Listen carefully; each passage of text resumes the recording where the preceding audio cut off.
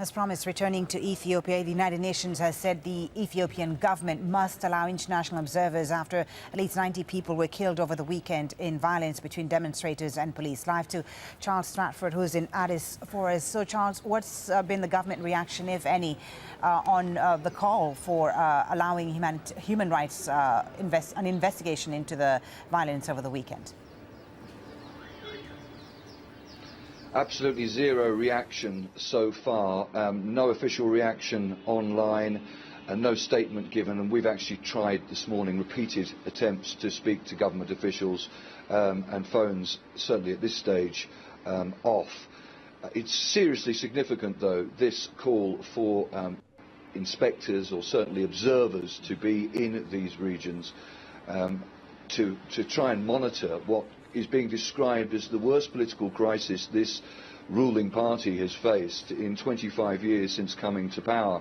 As you reported there over the weekend, there were protests in the OROMO region, protests in the similar region that we saw earlier this year, in which rights groups reported around 400 people were killed. There were also protests, though, in a separate area in Amhara. That's the second largest ethnic group.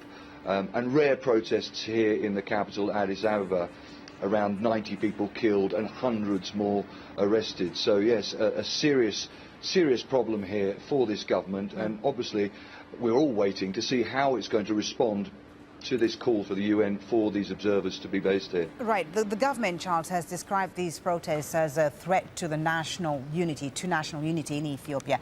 How exactly are they trying to control the message? Well, as we speak, the internet today is working intermittently. Over the weekend, where these protests happened, the internet was effectively closed down for 3 days. Social media apps like WhatsApp, Viber, Facebook were also closed down. The government here is very scared of what can only be described as a developing PR disaster.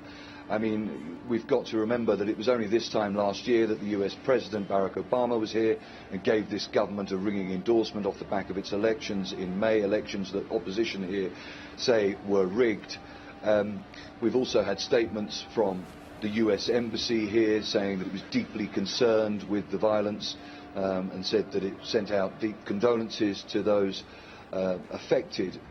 You know, it has been a very difficult year for this government, a government that has suffered also the worst drought in 30 years. Those glowing economic gains that are made have been seriously affected this year, and what we're seeing unfold, seemingly, is a very serious political crisis with political unrest that has been spreading in recent days in this country. Charles, thank you very much for that. Charles Stratford reporting there live from Addis Ababa, Ethiopia.